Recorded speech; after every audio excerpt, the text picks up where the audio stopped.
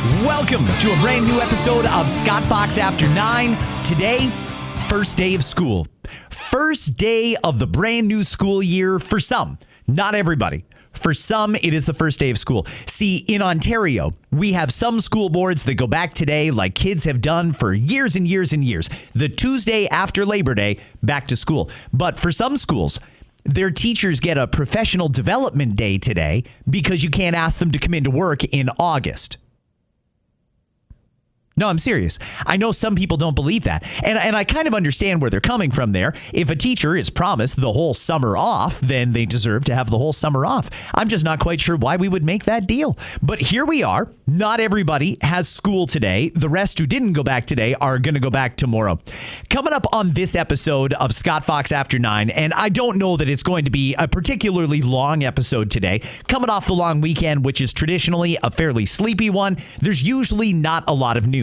So today, I'm going to cover some of the big stories that are happening, but I'm getting ready for later on this week. See, today, Donald Trump is holding a news conference. I assume it's to announce he's sending the National Guard into Chicago to police their streets, and that makes perfect sense. 54 people got shot in Chicago this weekend. 54 of them in one weekend. So I'm not surprised if that's what the announcement is. That's what they're kind of alluding to, but we'll wait and see what the announcement is. I'm also told that later on this week, some former victims of Jeffrey Epstein are going to be doing a news conference, and that's going to be a particularly interesting one because we haven't heard much about Epstein in the last little while, and part of that is my fault. I said I was not going to let this story go. I was not going to drop it just because Donald Trump wants to change the topic. And I did kind of drop it. You know, I just sort of fell into the news cycle. I mean, God, that guy is real good at distractions. Well, it's going to come back in the news this week when those victims speak, and hopefully they name some names because I would really like to make some progress on the Epstein thing. So what I'm going to focus on in this episode is twofold. I'm going to talk about the news, and I'm going to talk about some of the events that happened this weekend and how that ties into castle laws. Castle laws are something that I've been talking about on the podcast here for a while now. Castle laws are based on the castle doctrine, and that doctrine is very, very simple.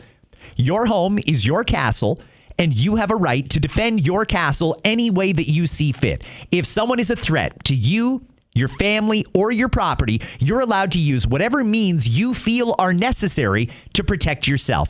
And on Friday, after I recorded a listener DM episode, Pierre Poilievre came out and clarified his position on castle law.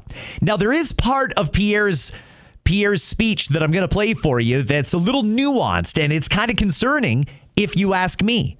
But I'm going to play that coming up in just a few minutes. Before I even get to that, though, let's talk a little bit about another story that is very, very popular here in Canada right now.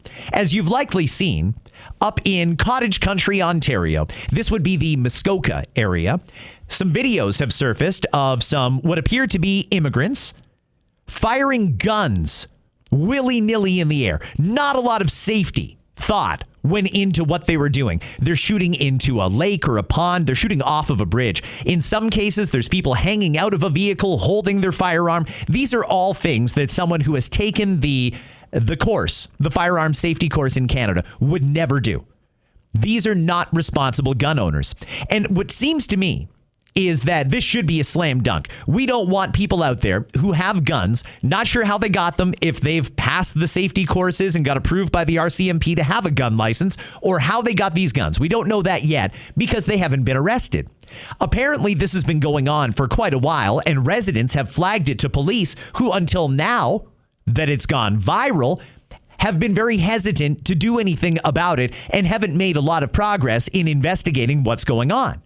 Well, now that it's gone viral, now that the whole country has seen it and validated the concerns of people who live in the Muskoka and Cottage Country area, that there's people out there firing guns in an unsafe way, now the police are taking it seriously. I want to play for you a little bit of a video that was released by the Ontario Provincial Police on the weekend. This is only a minute long. Listen carefully to this. Many of you have seen the videos circulating on social media showing individuals discharging firearms in a careless and unsafe manner. We have as well, and we've been investigating for some time. These actions pose serious risks to the safety of everyone nearby. and continue to actively monitor the area. And now we need your help. If you're able to identify any of these individuals or have information, please contact the Bracebridge OPP at 1-888-310-1122. Or if you want to stay anonymous, contact Crime Stoppers at 1-800-222-TIPS. That's 1-800-222-8477. Public safety remains our top priority. Let's work together to keep our communities safe. And that's it. That's the video from the Ontario Provincial Police, the OPP. What I don't understand here is what they don't understand here. Again, I've been told this has been flagged to police before, and they didn't seem to care. Well, now that it's gone viral and all eyes are on them, now they're putting out videos and they say they're taking this seriously. But in the video, you can clearly make out a license plate. It's an Ontario license plate. I mean, this is just a quick database search for the police. They should be able to figure out not just who was driving the vehicle or who owns the vehicle, but where they live. I don't understand why there's this appeal for public information at this point. Have they arrested anybody? Did they even bother looking at the license plate in the video? That doesn't make a lot of sense to me. I frankly don't understand where they're coming from there, because it seems like that would be the place to start. This investigation was in what's in the video. And the video clearly shows there's a license plate visible. To me, this should be a no-brainer as far as starting the investigation. Now, if not all of those people can be linked to that license plate, and I'll assume that that's the case, then you come out and ask for the public's assistance. But it doesn't seem like they've even really begun. And I don't understand why they've turned off comments on the video. If you notice, there's certain folks, and it seems to be namely politicians and police forces, and some municipalities and cities that turn off the comments. They don't want it. They'll put out whatever messaging they want, but you're not allowed to respond. And to me, that's not really how social media is supposed to work. I would think that if you're the police, if you want to take advantage of the reach that social media has, you should take advantage of all of the features of social media, including the interaction. But anyway, I'm going to leave that there and assume that the OPP is doing their job and going to get these people. And I would assume there's going to be a full investigation into how this went on for so long, where they got the guns, whether or not they are approved to own those guns, whether or not they passed the security course, and a lot of other questions. A lot of other questions around this, but that's a story that is not getting a lot of media attention, and it took an outcry on social media for that to actually get some progress made in this investigation, the public side of it anyway. So to the influencers out there, I know Mario for the North was one of them, but I'm not sure who else did. He was one of the key ones in getting that video out there and shared as much as it did, to the point where the OPP couldn't ignore it anymore. Yes, there's a problem, and we need to find the people who are doing this. So good job to everybody who more or less forced the police to do their job and investigate this situation. That's just one of the stories that I wanted to put out there. There were two particularly egregious stories, though, that happened over the past couple of days that didn't get a lot of media attention. And I think this kind of goes back to something that I've been trying to get out there on the pod for a long, long time now. And it's about the mainstream media. One of the things that you've likely heard me say a number of times, if you're a regular listener to After 9, is the media doesn't necessarily report the news anymore. They're reporting a narrative. And with that in mind, that it's not necessarily news they want to get across, it's a narrative, I want you to keep this in mind, because I was shocked last night when I watched our national newscasts. I watched the CTV National and the it was CTV National News and The National on CBC. Those were the two I watched because I wanted information and I wanted to see how they were covering two particular stories from this weekend that were just outrageous. Here's the Coles notes. Welland, Ontario. Someone who had recently been arrested for sexually assaulting a 12-year-old boy out on bail, just walking around society, broke into a home in Welland, Ontario. That's in the Niagara region, for those who don't know. And he sexually assaulted what I'm told was a 3-year-old girl, a toddler, a kid. He broke into the home and sexually assaulted a toddler. And the parents were home They had no idea that this was going on. They didn't know their home had been broken into until the next morning when they went to wake up their kid and found the bruises and blood. They didn't know what happened. I'm happy to report that that suspect has now been arrested. And if you want to read up on that story, just Google it. I'm not going to give you any more details because, frankly, it's graphic and it makes me so goddamn sad that someone would do that to a kid, that anyone could do that to a kid. Not the least of which, this is the second time he's done it to a minor recently, and he was out. And clearly, this is what happens when you let people like that out. He should have been in jail, full stop. But he wasn't, and he did it again, and he's been arrested, and that's great. Why was that story not on the national news last night? Because anybody that I've spoken to that knows the story was outraged at what had happened there. They were completely outraged. That doesn't deserve to make our national newscast? What's wrong there? Why? Why wouldn't that make the news? Is it because it makes our soft on crime government look even more incompetent and more inhumane? Is that why? Because it makes the government look bad at a time when they're really trying to downplay the amount of crime. The cries across Canada right now for bail reform and for castle laws are very, very telling. People have had enough of the crime in their communities. They want to be able to defend themselves, and they don't want repeat violent offenders back out on the street. We've got to reform the bail laws. And the Liberals say they're going to do it, but Parliament doesn't even resume again for 2 more weeks. And we all know it's a long process for a bill to become a law. And we also know that as soon as they pass that law, somebody is going to get arrested, denied bail, and this is going to be probably overturned by a lower court. And then we're going to have to use the notwithstanding clause, or we're going to have to do something more concrete. We're still a long way away from bail reform in this country. And the Liberals don't want to do anything about it. And that's so frustrating. I might even come back to the Liberal Justice Minister, Sean Fraser, who is just making a mockery, I think, of the judiciary here in Canada. But again, I'll get to that coming up. The other story that came up this weekend that I think has people just completely outraged is it was a violent home invasion, they say targeted, in Vaughan, Ontario. Vaughan is north of Toronto. And in this one, people broke into the home and they wanted valuables. They held a gun to the young daughter's head. They held a gun to a little girl's head. And when dad tried to intervene to protect his daughter, they basically executed the father right in front of his kids. Shot him to death in cold blood in front of the family. It's going to take a second. Think about that for a second. Think of how horrific that is. Didn't make the national news last night. How? How is that not newsworthy? How is that not a big story? Or again, are we talking about a narrative that the media is trying to portray, that things are okay, that crime is not completely out of control? Do they know that if they reported on those two stories alone, right then and there, would have Canadians outraged in their homes, demanding castle law, demanding bail reform? And they don't want that because the government doesn't really want to do that. They don't take this issue seriously. And frankly, I don't know what to do about that. This is not a left and right issue. There's a lot of people out there, some of the left-wing commentators and influencers who are trying to downplay the amount of crime that we've got and try and make a mockery of the fact that people want castle laws. Some people even using an outrageous example from this past weekend or last week in Texas. That was a sad story too. Young adolescent boy. They claim he was playing ding dong ditch. Knocked on the wrong door, and the homeowner shot him to death.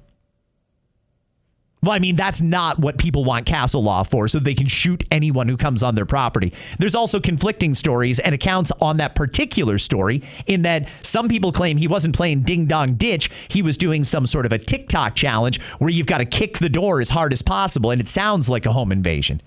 I don't know what the truth is there, and frankly, I don't care too much about news that happens in America. I care more about the news that happens here. But that is not a reason that we don't need castle laws here in Canada.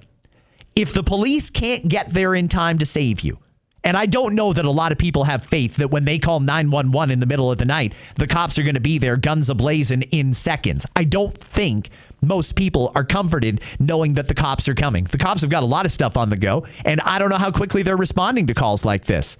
So people want castle laws. They want to know that if somebody breaks into their home and they use a baseball bat and club them over the head with it and leave them with life-altering injuries, a massive brain bleed, whatever, that they're not going to get charged for assault with a weapon or worse. They want to know that they have legal protection. And I think by and large, beyond knowing that they've got legal protection, I think people want to know that they live in a country where the government sides with people who aren't breaking the law. If you're not breaking the law, it's not unreasonable to use force to stop somebody who's trying to infringe upon your right to safety and liberty and peace. If somebody comes into your home, even if they just want your car keys, well, that's a threat as far as I'm concerned. And it's nice to know that we have a government that is going to have our back and say that person should not have been in your house. And there's not even any questions asked of you. There would have been no confrontation had they not broke into your house. That's all part of the castle doctrine. So what I want to do here in this episode is play a little bit of the announcement that Pierre Poilievre made on Friday. Because again, this is not a left and right issue. This is a matter of law-abiding citizens versus criminals. And you can either be on the criminal side or you can be on the side of law-abiding Canadians. Let's play the leader of the opposition, Pierre Poilievre, speaking Friday. They worry that even if they have a job, a home, and food on the table, that they're not safe in their homes. They worry that their car might be gone from the driveway when they wake up in the morning.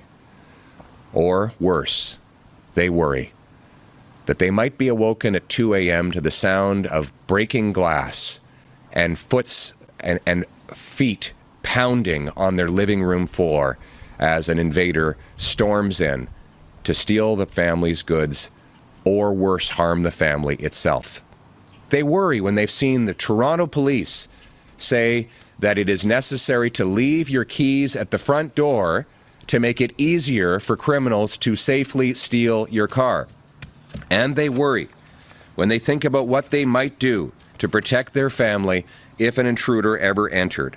What do you do if you've got a small child down the hallway and you hear that ominous sound of a home invasion? The answer for any parent is we would do anything necessary to protect our children.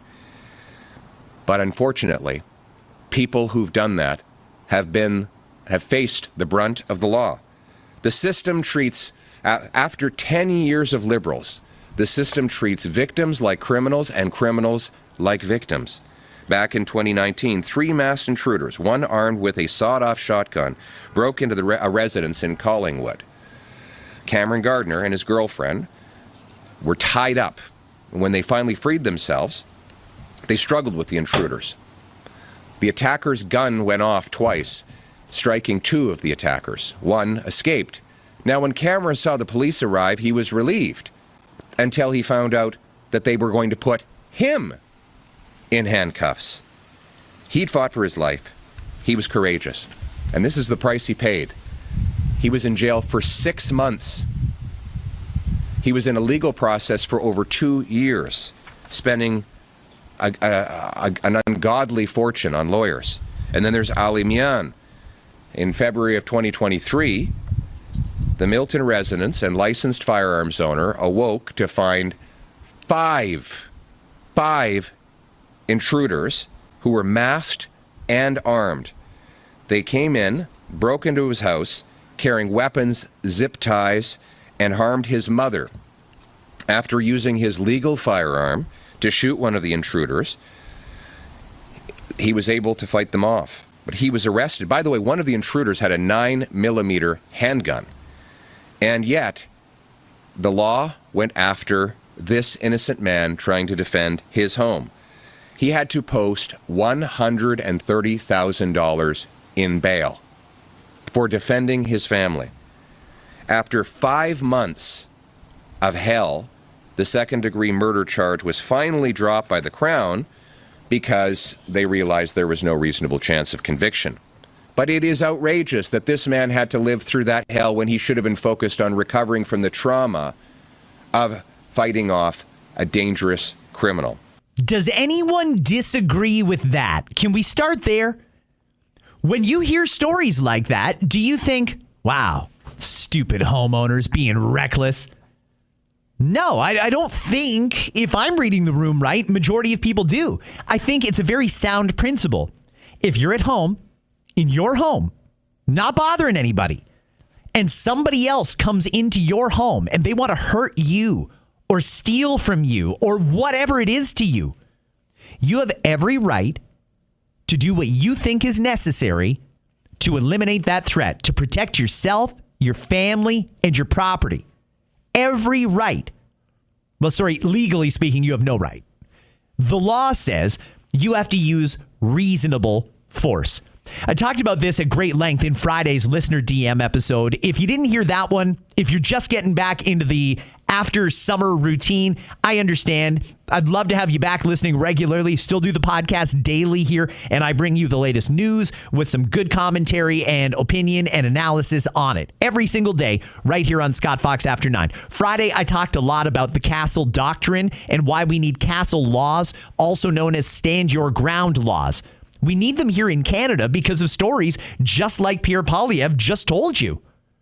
This is happening way too often. Canada's not a safe place anymore. And it breaks my heart to say that because it never used to be like this. Majority of Canadians now say Canada is more dangerous than it was 5 years ago. Let me read you a story here. 6 in 10 Canadians feel their country is less safe than it was 5 years ago, according to a poll conducted by ECOS for the Canadian Security Intelligence Service, CSIS. Only 3% of respondents said Canada is safer now than it was 5 years ago. The proportion of Canadians perceiving an increase in danger has more than doubled since 2021, the last time CSIS asked that question. The results highlight growing public concern about safety and security across the country.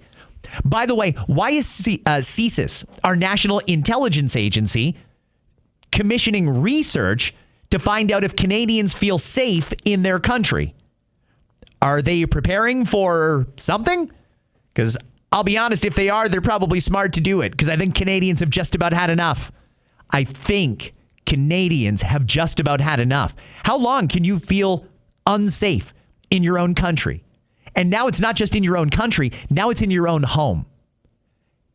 When can we feel safe in our own country? And when is it okay for us to take the law into our own hands?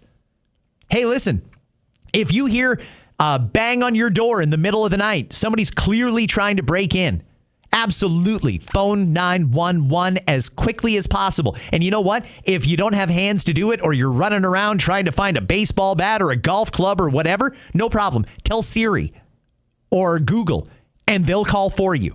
Get 911 activated. Get them on their way to where you are. But until they get there, and we don't know if they're going to be there in 5 minutes or half an hour, you've got to be able to do what you need to do to protect yourself, your property, and your family. To me, that's a no-brainer.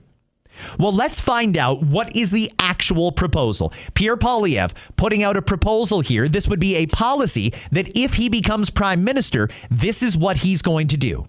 And that is why Conservatives are standing here today, based on the principle that your home is your castle. We're calling on the government to introduce and immediately pass the Stand on Guard law, failing which one of our party's MPs will put forward such a bill. It will amend Section 34.2 of the Criminal Code, which right now says that you can defend yourself based on 9 very complicated and vague conditions. Now look, if you're defending your house, you don't have time to think through 9 different conditions. You have one condition: to protect yourself and your kids. And it is wrong for the law, for the police, and for judges to apply a complicated, indecipherable legal doctrine against you when you were only doing what is right. Our amendment instead will change Section 34.2 of the Criminal Code to say that the use of force, including lethal force, is presumed reasonable against an individual who unlawfully enters a house and poses a threat to the safety of anyone inside. The proposed amendment is reasonable and prudent. It applies only to the unlawful entry of a home and preserves proportionality. Simply put, it means you have the right to use force to defend your home and your family against someone who threatens you and who has entered illegally. This bill will also put Canada in line with other developed civilized countries. Ireland, several Australian states, Spain, the United Kingdom, and some American states already have this principle embedded. And it will make sure that Canadians are treated right for a change. We think that our role in this Parliament is to put forward good ideas. And so my message to Mr. Carney is steal our best ideas. Work with us. Let's get it done. Let's put our country first. Who cares who gets the credit? Take our ideas so that we can reverse not only the crime and chaos Liberals have caused, but let's also take these ideas to bring the cost of living, immigration, and unemployment down. Keep our people safe. Let's put our country first. Let's once again work together, all of us from all parties, to make this a country where everyone who works hard gets a beautiful house in a safe street with good food on the table, united under our proud Canadian flag. I don't know what there is to disagree with there. That was Pierre Poilievre proposing a good, common sense solution to this problem. Canadians don't feel safe. That gives Canadians a little more peace of mind. In an ideal world, we wouldn't have this crime problem. In an ideal world, we wouldn't have the laws that we currently have. People wouldn't be as emboldened to brazenly break into someone else's home and pistol whip them because they want the keys to the car or because they heard a rumor that that person has some expensive jewelry in the house. Why do we even have to have this conversation? It's because of laws that are on the books now that need to be reformed. We need bail reform, first and foremost. We also need to put back the mandatory minimum sentences. Criminals should have to ask themselves a question. Is it worth it? And right now, they're not asking themselves that question. Here's what I mean by that. If I am a criminal and I decide, you know what? I'm going to take a shotgun here and I'm going to go and rob that convenience store down there. They should know that if they get caught, they're going to go to jail for a minimum 10 years, no hope for parole. No lighter sentencing. It's just the minimum that you have to get. It'll be at least 10 years in jail if you use a firearm to commit a robbery. Full stop. Or whatever amount we say is appropriate. Criminals don't have that fear right now because we've taken away the fear. The opposition to mandatory minimum sentences in this country shocks me. And I don't exactly know where it comes from. Stephen Harper introduced mandatory minimum sentences, and the judges fought it, and the Liberals fought it. And now look where we are. Look where we are. One other thing I want to highlight here. I'm going to come back and play a little bit more of Pierre Poilievre in a second, but the criticism of Pierre Poilievre during the federal election campaign back in the spring was that he was too rough and he was too in your face, too many slogans. I didn't hear a lot of that there. I heard a measured response from someone who is clearly concerned about public safety in Canada. That's what I heard. He wasn't freaking out. There was no Dr. Seuss slogans or anything like that. It was a common sense proposal from someone who wants us to allow him to lead our country. He offered to work with Mark Carney, the Prime Minister. He said, work with us.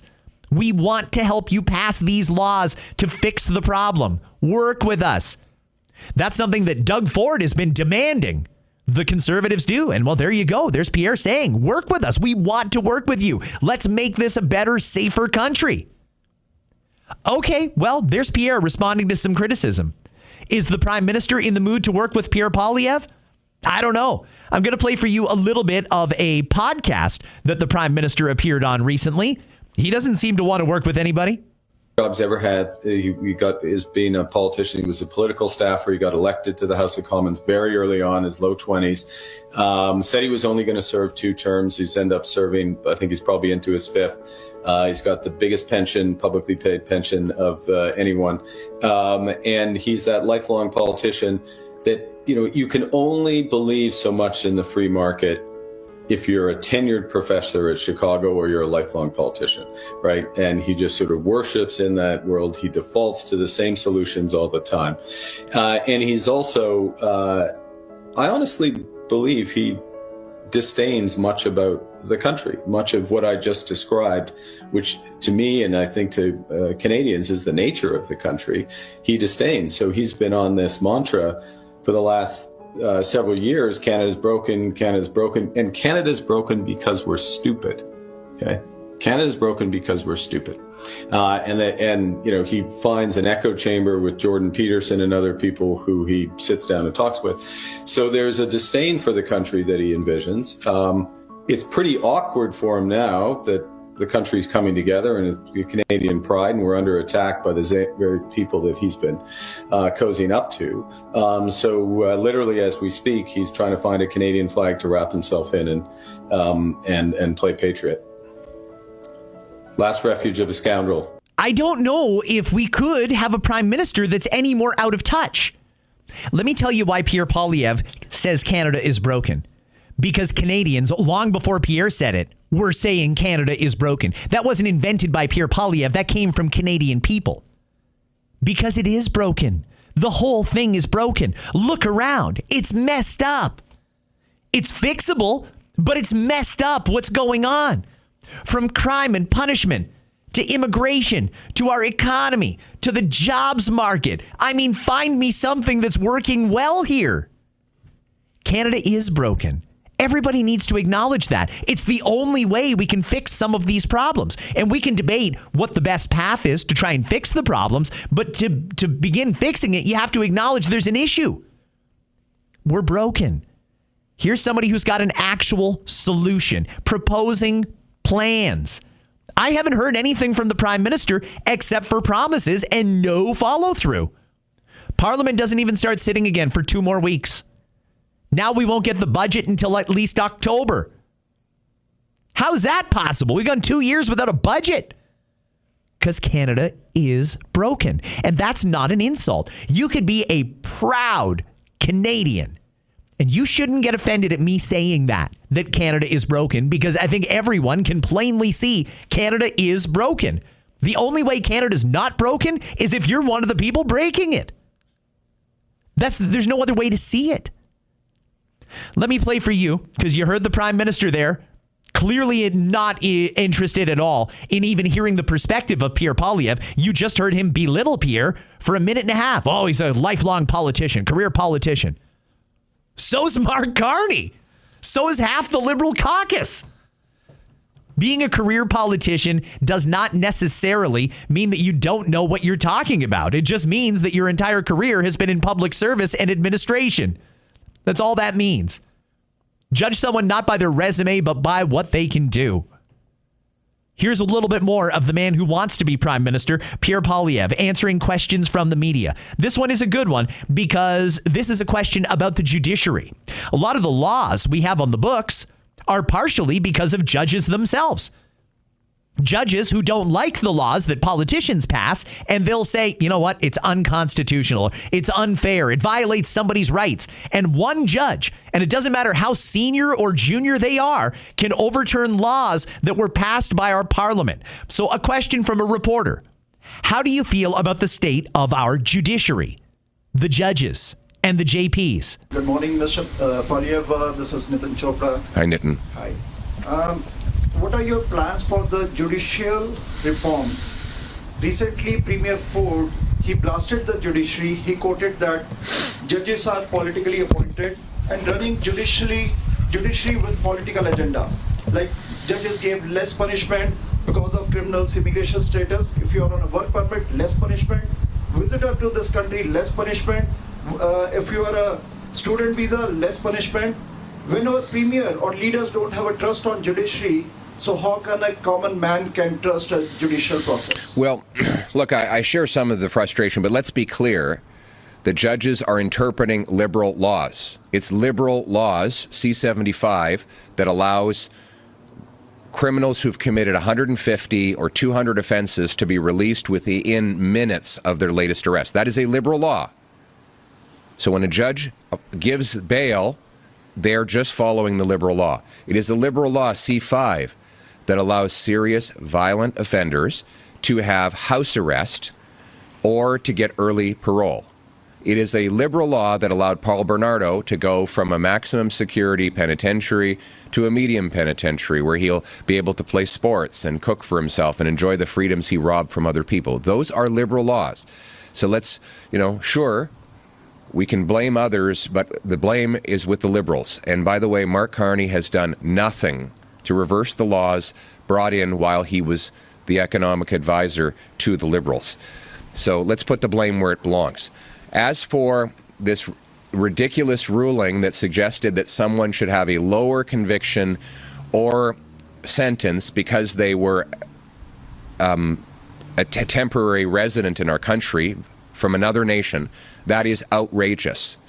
It is ridiculous that in our liberal justice system, someone gets a lower conviction simply because they came from another country. And that is why Michelle Rempel, conservative immigration critic, is introducing a law that will ban judges from giving sentencing discounts to people on the basis of their immigration status. Frankly, anyone who is visiting our country from abroad and applying for immigration who commits a crime should be deported from our country. Does anyone disagree with that? Anybody? If you're here and our great CBSA employees there have made the determination that you should be allowed access to Canada, you should be allowed to come into our country, that's conditional. You have to follow the law. If you break the law, you gotta go. You gotta get deported. That's all there is to it. We don't deport citizens, but if you're not a permanent resident, if you are not a citizen, it doesn't matter. You gotta go. You break the law, that's it. There's no 3 strikes. There's no second chances. You came to our country and broke our law. Bye. And by the way, that's how you'll be treated if you go to another country. If you go to, name it, any country, and flagrantly break the law to the point where you need to be arrested, a serious crime, no judge is going to look at you and say, well, I know you want to be a citizen, so we're going to go easy on you so it doesn't end up with a permanent mark on your record, and we don't want this to impact your chances of being granted citizenship. We're the only country doing that, and it's bananas. Absolutely crazy.